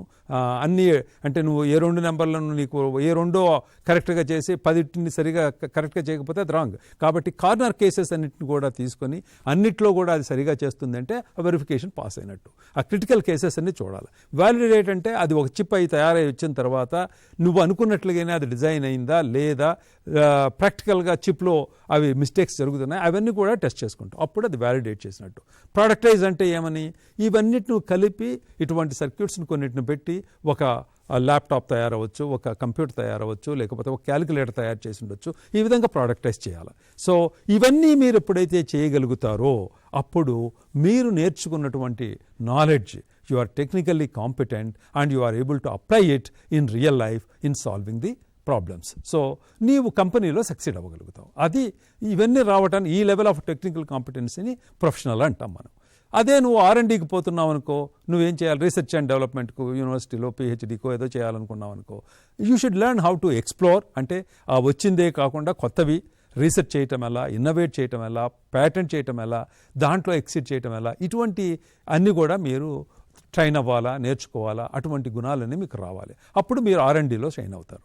ఇండస్ట్రీలో షైన్ అవ్వాలి అంటే ఈ టెక్నికల్ కాంపిటెన్సీ ఉండాలా, ప్రొఫెషనల్గా ఇవన్నీ చేయగలగాలి. అప్పుడు ప్రొఫెషనల్ అంటే మీరు ఒక్కసారి ఒక ఆయన చెప్తారు మామూలుగా ఇండస్ట్రీలో ఏం చెప్తారంటే, ప్రొఫెషనల్ అంటే first time right on time delivery అని. అంటే టైం ప్రకారం, టైం చెప్పిన టైంకి ఇవ్వాలి, ఫస్ట్ డెలివరీ చేసిందే మిస్టేక్స్ లేకుండా ఉండాలి. అలా ఉంటే అది ప్రొఫెషనల్ ప్రోడక్ట్ అంటారు. అంటే ప్రొఫెషనల్ ప్రోడక్ట్లో తప్పులన్నీ కూడా ముందే మనం అనలైజ్ చేసుకొని ఏ మిస్టేక్ లేకుండా అవతల వాడికి ఇస్తాం. ఇప్పుడు నువ్వు ఈరోజు ఒక సెల్ ఫోన్ కొంటున్నావు, నువ్వు సెల్ ఫోన్ కొంటే అది క్యాలిక్యులేషన్ తప్పు అవుతుందా లేదా అని నువ్వు చెక్ చేసుకుంటున్నావు, చేసుకో అక్కర్లా. అది ఎప్పుడో టెస్ట్ చేయబడది. నీకు ఇంతవరకు ఎవరు కూడా వాళ్ళకి ఇచ్చినటువంటి ఒక సెల్ ఫోన్ సరిగా పనిచేయట్లేదని కానీ, ల్యాప్టాప్ సరిగా పనిచేయటం లేదు కానీ అనరు. ఎందుకంటే ఆ విధంగా దాన్ని వ్యాలిడేట్ చేశారు, ప్రోడక్టైజ్ చేశారు. సో కాబట్టి నువ్వు రేపు పొద్దున అటువంటి ప్రోడక్ట్ని తీసుకొస్తున్నావు కాబట్టి నీలో కూడా స్కిల్స్ ఆ విధంగా ఉండాలి. అప్పుడే నువ్వు ప్రొఫెషనల్గా రాణిస్తావు. Any questions please? సో ఇవి మాత్రమే ఉంటే టెక్నికల్ కాంపిటెన్స్ మాత్రమే ఉన్నట్టు. నేనేం చెప్తున్నానంటే ఇంకా అడిషనల్గా నీకేం చెప్పాను, PTL 4QR, PTL Q 4R చెప్పాను, తర్వాత ADDC చెప్పాను, తర్వాత solve, experiment, experience, practice, teach అని చెప్పాను. తర్వాత కంపెనీ లేకపోతే ADD VVP అంటే apply, design, develop, verify, validate అని చెప్పాను. రైప్ అని రీసెర్చ్కి చెప్పాను. ఇంకా how to become ethically upright అనేది ఒకటి చెప్పాను. అంటే టెక్నికల్లీ కాంపిటెంట్గా ఉండాలి, ఎథికల్గా అప్రైట్గా ఉండాలి. అంటే ఏంటి, be righteous, be truthful, be polite, be good, be responsible, be dependable, be active, be అంటే do justice and be learning and teaching, be happy. ఇవన్నీ కూడా చేస్తే నీవు మోరల్గా, ఎథికల్గా కూడా బాగున్నట్టే. So there is a difference between morality and ethics. I do not know how many of you know it. So morals అన్నవి వ్యక్తిగతమైనవి, ఎథిక్స్ అన్నవి ప్రొఫెషన్కి సంబంధించినవి, ఒక గ్రూప్ ఆఫ్ పీపుల్కి సంబంధించినవి. ఒక్కొక్క ఇంజనీర్స్ అందరికీ కొన్ని ఎథిక్స్ ఉంటాయి, డాక్టర్స్ అందరికీ కొన్ని ఎథిక్స్ ఉంటాయి. ఆ విధంగా ఆ ప్రొఫెషన్కి సంబంధించినటువంటి ఎథిక్స్, లాయర్స్ అందరికీ కొన్ని ఎథిక్స్ ఉంటాయి. సో జడ్జెస్కి కొన్ని ఎథిక్స్ ఉంటాయి. సో ఈ విధంగా మనము ఆ ప్రొఫెషన్కి సంబంధించినటువంటి ఎథిక్స్ని అర్థం చేసుకొని వాటిని పాటించడానికి ప్రయత్నం చేయాలి. ఆ విధంగా రెండు విధాలుగా టెక్నికల్గా కాంపిటెంట్ ఉంటూ ఎథికల్గా అప్రైట్గా ఉన్నట్లయితే మనము ప్రొఫెషనల్గా మనకు స్కిల్స్ బాగున్నట్టని లెక్క.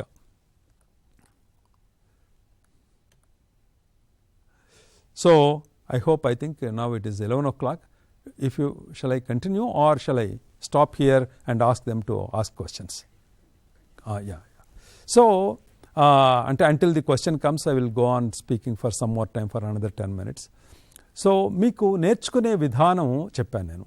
అంటే యాక్టివ్ లెర్నింగ్ అన్నాను, ప్యాసివ్ లెర్నింగ్ అన్నాను. ఆ యాక్టివ్ లెర్నింగ్లో కూడా తర్వాత ఎక్స్పీరియన్షియల్ లెర్నింగ్ చెప్పాను, ప్రొఫెషనల్ లెర్నింగ్ చెప్పాను. తర్వాత ఇప్పుడు ఏం చెప్తున్నానంటే అసలు ఈ జ్ఞానం అనేది అంతా ఒకసారి వస్తుందా మనకి? రాదు. అందుకని మనం ఈ శ్లోకం కింద చదివితే మీకు అర్థమవుతుంది. ఆచార్యత్ పాదమాదత్తే అంటే గురువు గారి దగ్గర 1/4 వస్తుందట నాలెడ్జ్. పాదం శిష్య స్వమేధయ, ఇంకొక 1/4 భాగం నీ సొంత మేధస్సు ద్వారా నువ్వు సంపాదిస్తావు. 1/4 టీచర్ చెప్పే పాఠాల నుంచి, 1/4 నీ సొంత మేధాశక్తి నుంచి. పాదం సహబ్రహ్మచారిత్య అంటే బ్రహ్మచారి అంటే మనం ఏమనుకుంటామంటే పెళ్లి చేసుకునేవాడు అని, అది కాదు. బ్రహ్మతో చరించేవాడు. బ్రహ్మ అంటే జ్ఞానం, జ్ఞానంతో చరించేవాడు. విద్యార్థులందరూ కూడా జ్ఞానంతో చరిస్తున్నారు అని అర్థం. కాబట్టి సహబ్రహ్మచారిత్య అంటే, సబ్రహ్మచారిత్య అంటే నీ క్లాస్మేట్స్తో వాళ్ళతో డిస్కస్ చేసుకోవటం వలన, అనలైజ్ చేసుకోవటం వలన ఇంకొక 1/4 నాలెడ్జ్ వస్తుంది. పాదం కాలక్రమేణచ అంటే ఇంకో 1/4 నాలెడ్జ్ కాలక్రమేణ అంటే విద్యార్థి దశలోనే ఉన్నప్పుడు మొత్తం రాకపోవచ్చు. With time when you are learning you will get it. Some question is coming. Hello please.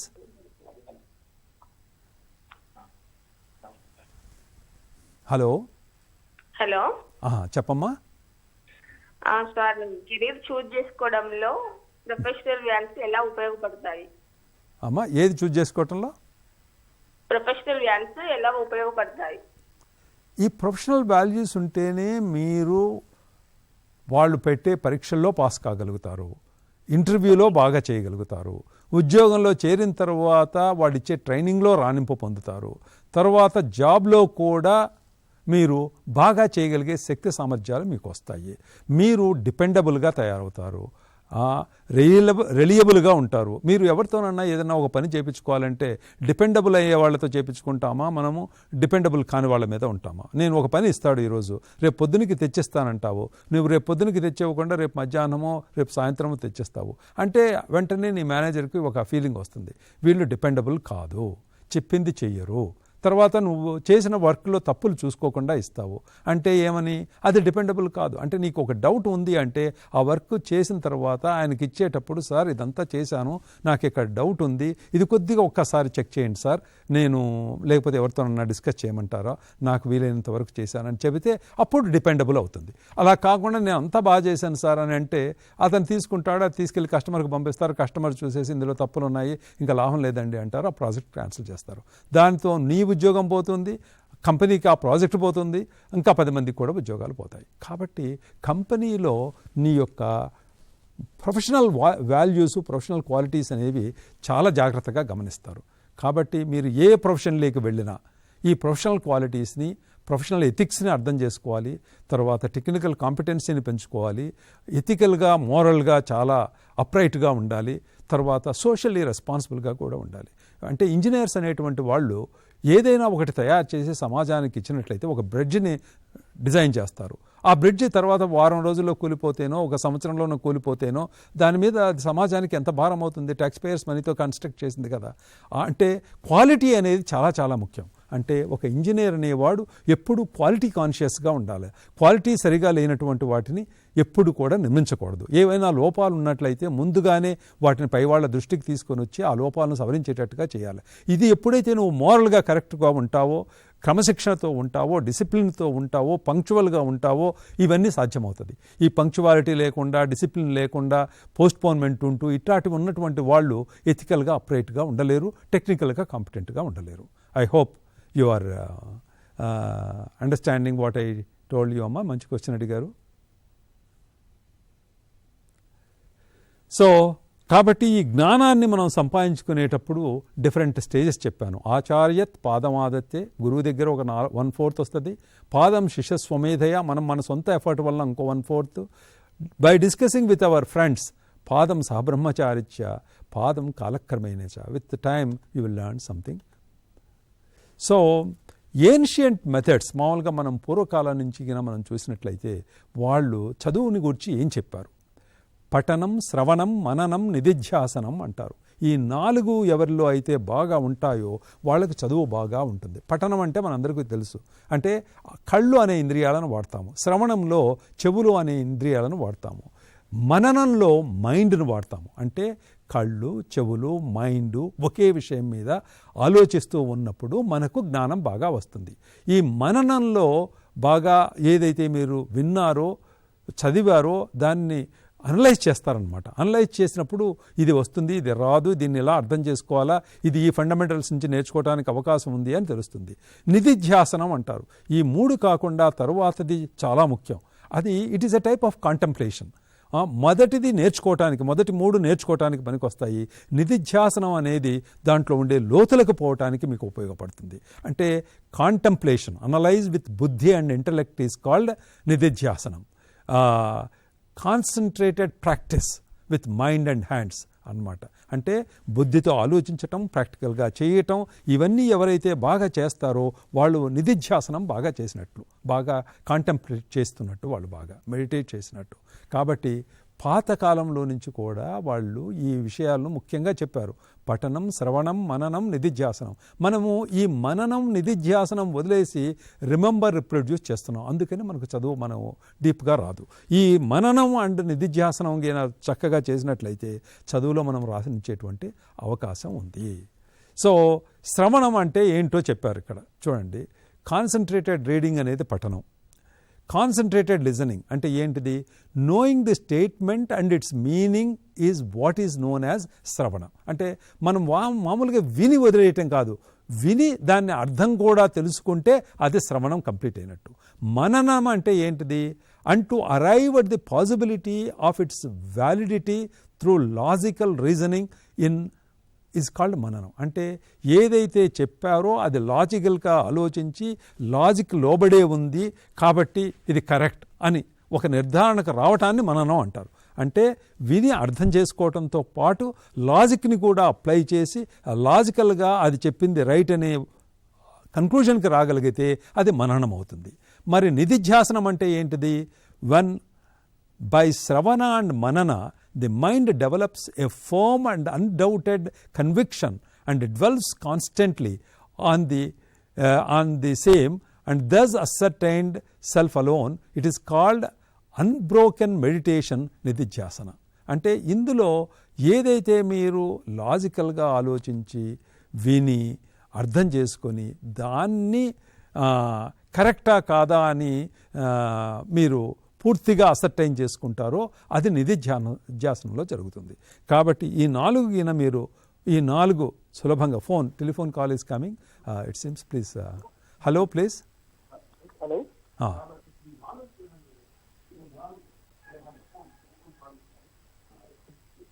Hello. సరిగా వినిపించట్లేదండి, చెప్పండి. Good morning sir. నమస్తే అండి. Good morning sir. చెప్పండి. సార్ మీరు చెప్తా ఉంటారు కదా, అదంతా అంత ఎబిలిటీస్కో నేను ప్రిపేర్ అవుతాను. కానీ ఫ్యూచర్లో చెప్పండి. కానీ ఫ్యూచర్లో ఆర్టిఫిషియల్ ఇంటెలిజెంట్ ఉంది కదా, అవును, దాని నుంచి ఏమైనా ఉద్యోగం పని అవుతుందేమో అని భయము. మీరు ఏమాత్రమూ భయపడాల్సిన పని లేదండి. ఎందుకంటే కంప్యూటర్లు వచ్చిన కొత్త రోజుల్లో దేశం అంతా గగ్గోలు పెట్టారు.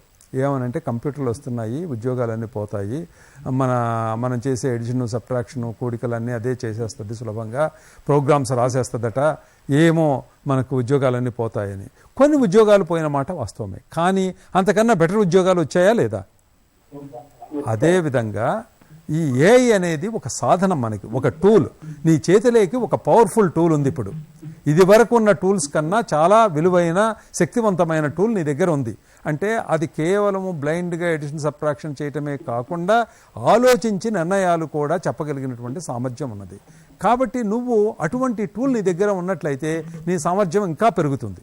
ఇప్పుడు చాలామంది ఏమనుకుంటారంటే, ఒక ఫ్యాక్టరీలో పనిచేస్తున్నారు అనుకోండి, ఒక మేనేజరు తన కింద పనిచేసేవాడు తనకన్నా తెలివైన వాడు కావాలనుకుంటాడా, తెలివి తక్కువ వాడు కావాలనుకుంటాడా చెప్పండి? కొంతమంది ఏమనుకుంటారంటే, వాడు నా చెప్పు చేతుల్లో ఉండాలంటే తెలివి తక్కువ వాడు ఉండాలనుకుంటాడు. అదే మంచి అభివృద్ధిలోకి తీసుకురావాలి కంపెనీ అనుకున్నవాడు ఏమని చూస్తాడంటే, నాకన్నా తెలివైన వాడిని నేను అపాయింట్ చేసుకున్నట్లయితే ఈ కంపెనీ బాగా పైకి వస్తుంది అనుకుంటాడు. అదేవిధంగా మనం ఏ ఫీల్డ్కి పోయినప్పటికి కూడా నువ్వు చేసే పని అటువంటి సాధనాలను ఉపయోగించుకున్నట్లయితే ఫాస్ట్గా, క్విక్గా రిజల్ట్స్ వస్తాయి, క్విక్గా డెసిషన్స్ తీసుకోగలుగుతావు, మంచి ప్రొడక్టివిటీ తీసుకురాగలుగుతావు, మంచి అభివృద్ధిని కూడా తీసుకురాగలుగుతావు. అదే మిస్యూజ్ చేసి, ప్రతిదానికి నెగిటివ్ ఉంటుంది, పాజిటివ్ ఉంటుంది. దీన్ని మిస్యూజ్ చేస్తే అది భక్షించేస్తుంది. అదే పాజిటివ్గా యూజ్ చేస్తే, అంటే మనము ఒక మంచి కోసం ఉపయోగించినట్లయితే ఎంతో మేలు జరుగుతుంది. మీరు దీనివల్ల ఉద్యోగాలు పోతాయని మాత్రం అనుకోకండి. దీనిని ఉపయోగించుకొని ఇంకా మీరు పని చేయగలుగుతారు అని మాత్రం అనుకోండి. కానీ మీ కాంపిటెన్సీ లెవెల్స్ని మాత్రం తప్పకుండా పెంచుకోవాలి మీరు. అందుకే నేను మీకు చెప్తున్నాను, ఈ ప్రొఫెషనల్ వాల్యూస్, టెక్నికల్ కాంపిటెన్సీ, ఈ ఎథికల్ అప్రైట్నెస్ మీకు ఎప్పుడైతే ఉందో తప్పకుండా వీటి సహాయంతో మీరు ఎప్పుడు రోజు కొత్త కొత్త విషయాలు నేర్చుకుంటారు, ఆర్గానిక్గా గ్రో అవుతూ. నేను చదువుకున్నదే చాలా అనుకునే వాళ్ళకి మాత్రం ఇది డేంజరు. అలా కాకుండా నేను ఎప్పుడు చదువుకుంటూ ఉంటాను, ఎప్పుడు నేర్చుకుంటూ ఉంటాను, మంచి ఉద్యోగాలు చేయాలనుకుంటున్నాను అనుకునేటువంటి వాళ్ళకి ఇది చాలా ఉపయోగంగా ఉంటుంది. సో ఇప్పుడు మన ఫ్రెండ్ అడిగింది డౌట్ చాలామందికి ఉంది, ఆ డౌట్ని క్లారిఫై చేశాను.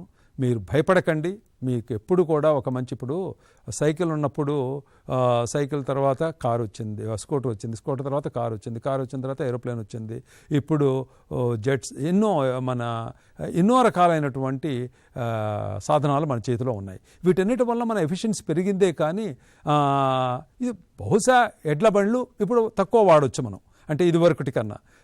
అదే ఇదివరకు కాలంలో ఎడ్ల బండ్లే ఎక్కువగా పనిచేస్తుండొచ్చు.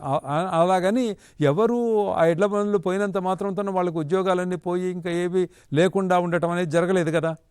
కాబట్టి మీరు ఎప్పుడు దాని గురించి భయపడకూడదు, తప్పకుండా వాటిని ఉపయోగించుకొని మంచి పనులు చేయొచ్చు.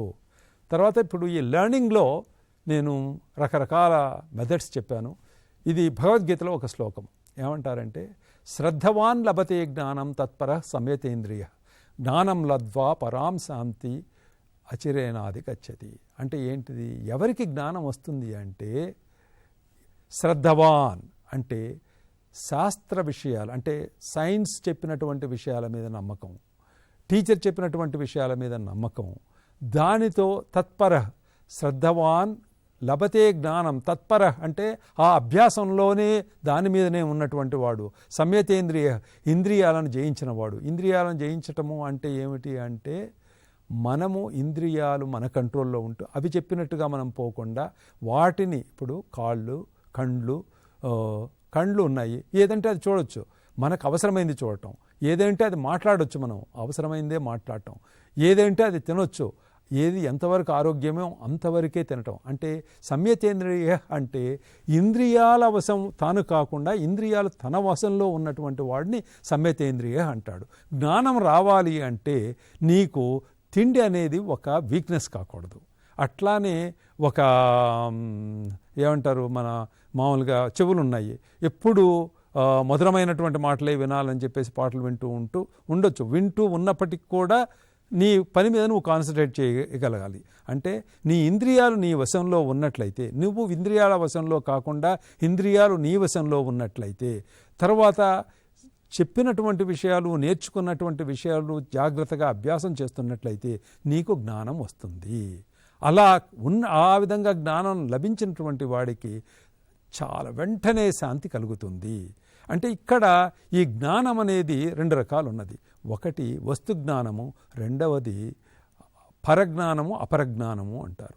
అపరజ్ఞానము అంటే మెటీరియలిస్టిక్ వరల్డ్, పరజ్ఞానము అంటే స్పిరిచువల్ నాలెడ్జ్, అంటే నీ మనస్సుకు సంబంధించింది, నీ యొక్క దీనికి సంబంధించినటువంటి జ్ఞానము. కానీ ఈ సర్వైవల్కి సంబంధించినటువంటిది ప్రాక్టికల్ నాలెడ్జ్ కానీ, ఈ రెండు ఏది రావాలన్నా అది శ్రద్ధ కలిగినటువంటి వాడికి, శ్రద్ధగా రోజు చేసేటువంటి వాడికి, ఇంద్రియాలను కంట్రోల్ చేసుకుని పనిచేసినటువంటి వాడికి మాత్రం ఆ జ్ఞానం లభిస్తుంది అని ఈ భగవద్గీత యొక్క శ్లోకం యొక్క సారాంశం.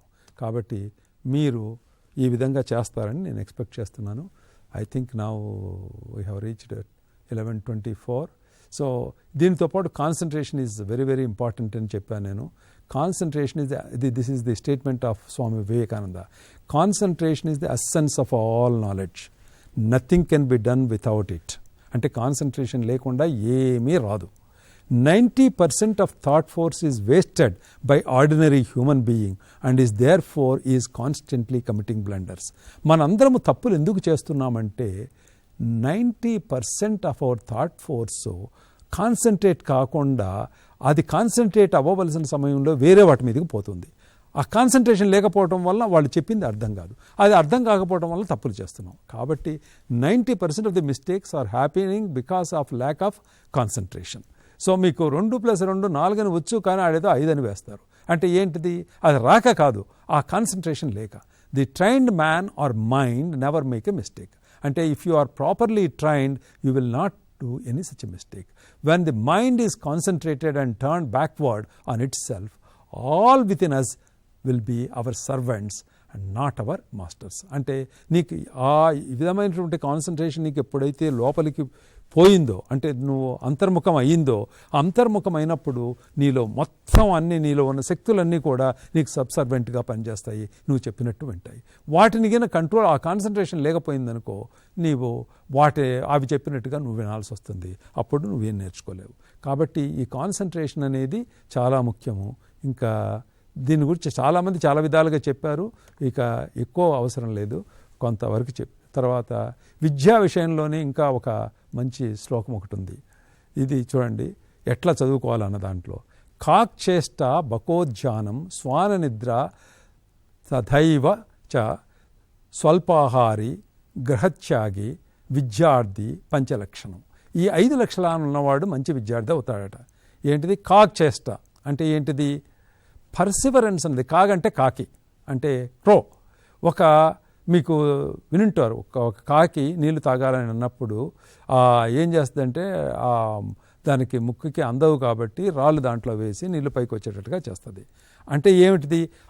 చేసే ఎఫర్ట్, ఆ నీళ్లు తాగాలనేటువంటి కోరికను అది ఆ పర్సివరెన్స్ వదిలిపెట్టకుండా ఏదో ఒక విధంగా ఆలోచించి అది సక్సెస్ అవ్వడానికి ప్రయత్నిస్తుంది. కాబట్టి విద్యార్థి కూడా తాను ఎలా ఉండాలంటే ఒక కాకిలాగా ఉండాలట అతను చేసే పనులు. బకోధ్యానం అంటే ఒక కొంగ ఏదైనా తను ఆహారం సంపాదించుకోవాలన్నట్లయితే ఒక చోట నిలబడి అదే దృష్టితో కలా కాన్సన్ట్రేటెడ్గా చూస్తుంటుంది. టక్మన్ అక్కడికి రాగానే అది పట్టేస్తుంది. When a crane wants to catch a big fish, it waits for long time in the water steadily. So అటువంటి ఫోకస్, కాన్సన్ట్రేషన్ నీకు కావాలి. శ్వాన నిద్ర అంటే ఒక కుక్కలాగా నిద్ర, చాలా అలర్ట్గా ఉంటుంది డాగ్ అన్నది. సో విద్యార్థి కూడా నిద్ర విషయంలో నీకు డాగ్ ఈజ్ అన్ ఎగ్జాంపుల్. స్వల్పాహారి అంటే you should not go on eating just because you have money and your mother is cooking lot of food and giving it to you. Giving the right inputs to the extent that is required to the body is very important. Swalpahari. Gruhatyagi అంటే you should అంటే ఆ comfort of the home అనేది నువ్వు త్యాగం చేయగలగాల, ఎక్కడికైనా పోగలగాల, ఎక్కడైనా ఉండగలగాల, ఎక్కడైనా నేర్చుకోవాలి. నో పెయిన్స్ నో గెయిన్స్ అన్న సూత్రాన్ని మర్చిపెట్టకుండా గ్రహించినట్లయితే నీకు జ్ఞానం బాగా రావడానికి అవకాశం ఉంది. కాబట్టి వాట్ ఆర్ ది 5 క్యారెక్టరిస్టిక్స్? కాక్చేష్ట, బకోధ్యానం, శ్వాన నిద్ర, స్వల్పాహారి, గృహత్యాగి. ఎవడికైతే ఈ 5 లక్షణాలు ఉంటాయో వాడు మంచి స్టూడెంట్గా రాణించడానికి అవకాశం ఉంది. ఇది తైత్తిరీయోపనిషత్తులో చెప్పినటువంటి విషయాలు. చూడండి, ఇది కూడాను మన వాళ్ళు చాలా ఆలోచించి చెప్పారు. అంటే ప్రొఫెషనల్ క్వాలిటీస్ ఎలా ఉంటాయో అన్నది ఇది ఒక్కటి చదివితే మీకు తెలిసిపోతుంది. ఋతంచ స్వాధ్యాయ ప్రవచనచేత, ఋతంచ స్వాధ్యాయ ప్రవచనేచ అంటే ఋతంచ అంటే ఋతం అంటే ఏంటిది? ట్రూత్ఫుల్గా ఉండటం. ఋతంచ. సత్యంచ అంటే ఒకటి. ఇప్పుడు ఋతం అన్నది సైక్లిక్ అనమాట. ఇప్పుడు ఋతువులు అనేవి ప్రతి కాలంలో సరిగా వస్తూ ఉంటాయి. అంటే ఒక క్రమమైనటువంటి టైం ప్రకారం జరుగుతూ ఉంటాయి. అంటే ఆ ఋతుంచ అంటే ఎప్పుడూ జరిగేది శాశ్వతమైన సత్యాన్ని ఋతం అంటారు, ఋత్ అంటారు. సత్యంచ స్వాధ్యాయ ప్రవచనేచ అంటే ఋతులో సత్యంలో, తపశ్చ అంటే ఏదైనా ఒకటి దాంట్లో కష్ట నష్టాలు 2 ఉంటాయి, వాటిని సమానంగా తీసుకునే శక్తిని తపస్సు అంటారు. దమశ్చ అంటే బాహ్యేంద్రియాల కంట్రోలు, సమశ్చ అంతరేంద్రియాల కంట్రోలు, అగ్నయశ్చ అగ్నిహోత్రశ్చ అతిథయశ్చ మానుషంచ ప్రజాచ ప్రజనశ్చ ప్రజాతిశ్చ. వీటన్నిటిలో కూడా స్వాధ్యయనము ప్రవచనము 2 ఉండాలి అంటారు. ఋత్ అంటే రైటియస్నెస్, సత్య అంటే ట్రూత్, తపస్సు అంటే ఆస్టెరిటీ, దమశ్చ అంటే self control on hour outer organs అంటే చేతులు కాళ్ళు ఇవన్నీ కూడా మన కంట్రోల్లో ఉండాలి. సమశ్చ ఇంద్రియ నిగ్రహం అన్నానే self control on inner organs. So ఇలా ఇవన్నీ కూడా ఎప్పుడైతే మీరు ప్రాక్టీస్ చేస్తారో మీరు తప్పకుండా మీరు విద్యలో రాణిస్తారు. మంచి కాండక్ట్ క్యారెక్టర్ మీకు వస్తుంది. యువర్ యాటిట్యూడ్ బిహేవియర్ అంటే ABC అంటాము. Attitude behaviour conduct and character అన్నది ఇవి 3 బాగుండాలి. అప్పుడే మీరు వృత్తిలో రాణిస్తారు, చదువులో బాగా పైకి వస్తారు, అన్ని విధాలుగా అభివృద్ధి చెందుతారు. I hope whatever talk I have given is of some use for you.